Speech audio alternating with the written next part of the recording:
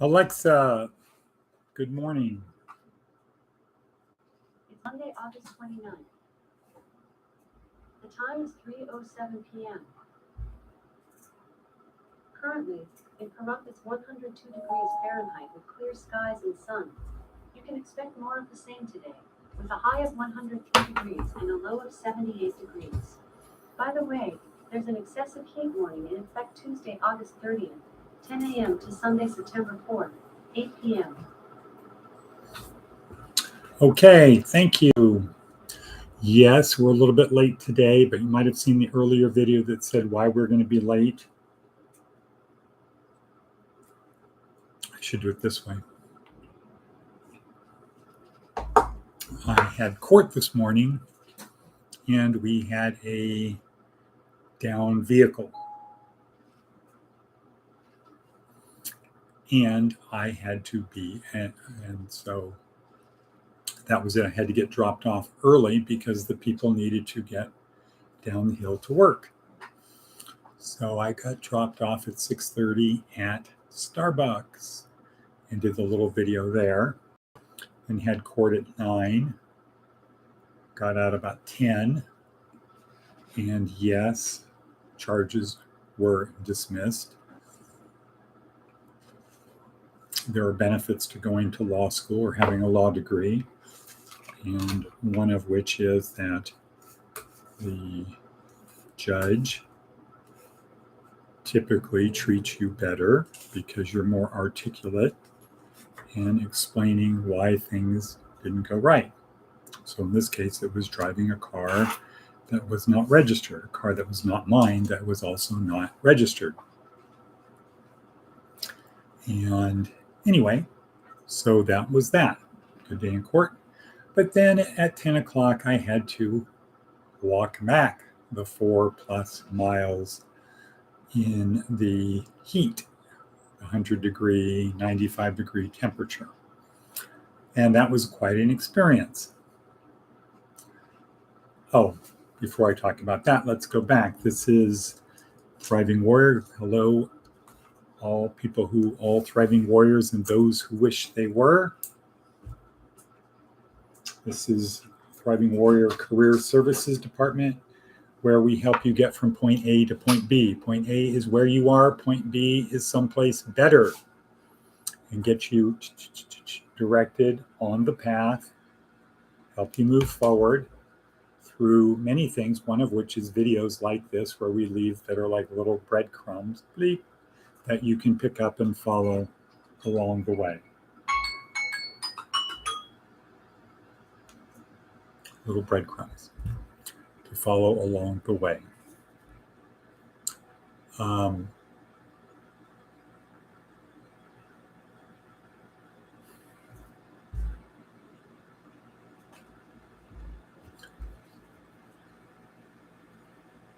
Fans.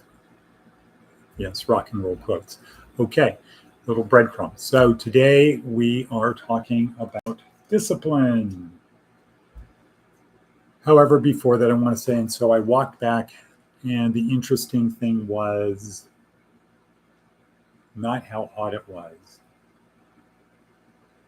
but from a phenomenological perspective, what it was like walking back when you're observing yourself walking back with a 20-pound pack in heat, wearing all black, without a hat. The human body is amazing what it can do. That's all I can say. If you know you're going to make it and you tell your brain, disregard the heat, just keep going, and you think about something, it's no big deal. Yeah. And here I am. Okay, so on the way back, I got a call from Dan, the inventor, who said, I just passed Rain Man and thought of you. I said, oh, cool. I was thinking about you too. He said, where are you? I said, well, I'm walking towards Rain Man. I'm near Dollar General. He said, really, I'm almost at Dollar General. How about if I pick you up and give you a ride back? I said, golly gee, it's not necessary. I appreciate the offer. It's really not necessary. And he insisted, and he won. So I got a ride back. But it was an interesting adventure. And I got back here and found out that got into the day, and today's message is discipline. And so the video in the notes down below, click on the link. Very good video about discipline. One of the key phrases in there now is discipline now, greater later. Easy now, suffer later. If you have discipline now, if you forego an instant gratification, if you have the ability to forego instant gratification, keep working, it will pay off in the long run. Okay? Practice doing whatever you do now, and you'll get better, and you will be better once you master whatever it is you're trying to do. Discipline now, greater later. Easy now, suffer later. Boom, boom. Very simple.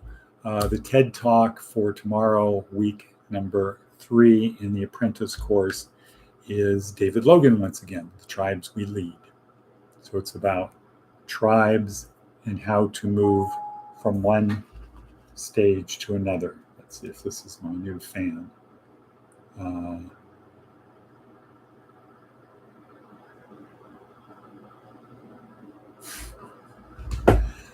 Okay. Oh, it's just so funny. You got to laugh at things. The kind of people we're dealing with can talk themselves into anything. They do a dope fiend behavior, and then they justify it. It's like in the gospel. Before you complain about the little speck in somebody else's eye, take the planks out of your eyes. So we have cuckoo people getting themselves worked up about something. Anyway, David Logan, The Tribes We Lead. Because it comes down to this. To really be successful, you have to have other people help you. You cannot do it on your own. Example we talk about is if somebody gives you a gold ingot, boom, that's worth, I think, what is it, $150,000, $250,000 now? Don't know the price of gold. But somebody gives you a gold ingot, and nobody, what can you do with it if nobody will accept it? In other words, you can't have a little scale and take gold and give it to people. They'll say, no, I don't know that that's gold. Or they'll say, you maybe stole it. I'm not going to accept that, anything from that gold bar from you. What is the value of it? What good is it if no one will accept it? You can't do anything with it. It's just a nice, shiny, heavy piece of metal that you can use as a weight or something like that. But you certainly can't use it as to buy things with. So you have to have other people help you. They have to cooperate. You got to get other people to do what you want. The best way to do that, fast forward, is the elegant equation. Bond, add value, and ask. Bond with people, get them to see the world the way you see it. And I mean bonding in the technical sense of if you're in an fMRI machine and somebody else is in the fMRI machine and you see the world the same way, you will have similar neural activity in those areas. Bond, add value, make their life better. Do something to make their life better. Help them, educate them, whatever.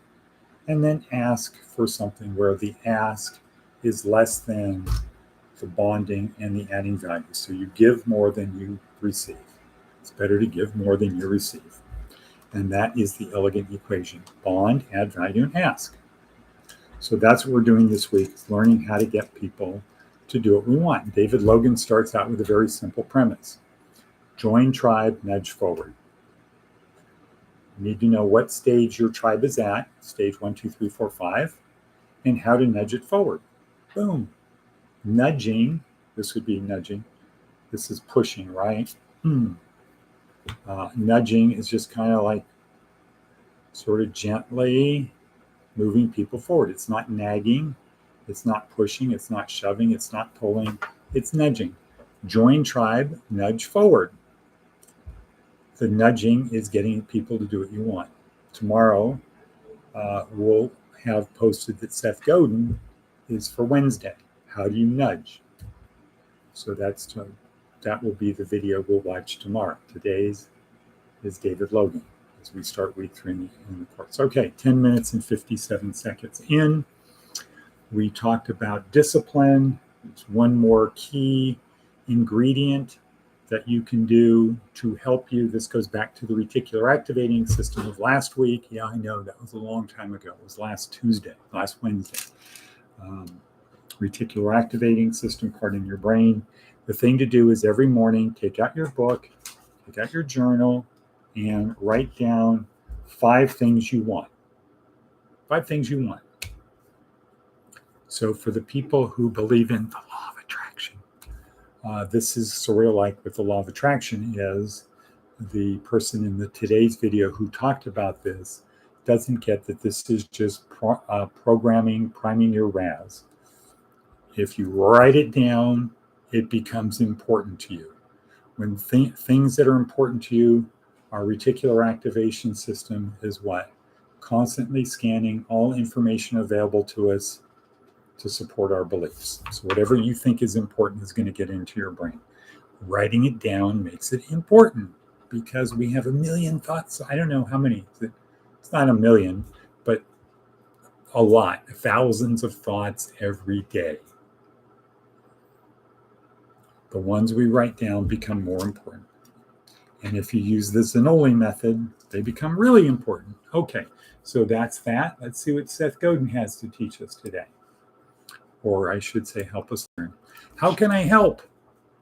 It's a simple question that can open doors, but it also creates tension. The person you're seeking to connect with might not want to believe that help is possible.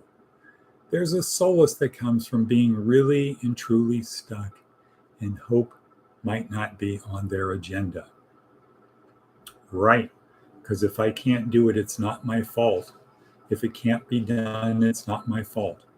Or there might be distance to thinking about what help would look like, because things get one step closer to happening, and that can be scary.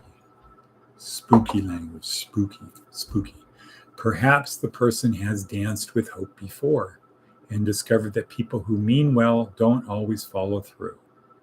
It may be that an offer of help feels temporary and selfish, not generous. And it could be that the problem the person has built is so perfect and permanent that no help is possible. Ultimately, the only way to know if help is possible is to try. Wow, that's one of the top ones. I've got to put a thumbs up on that one. Thumbs up. Seth Godin, thumbs up. Wow, great one.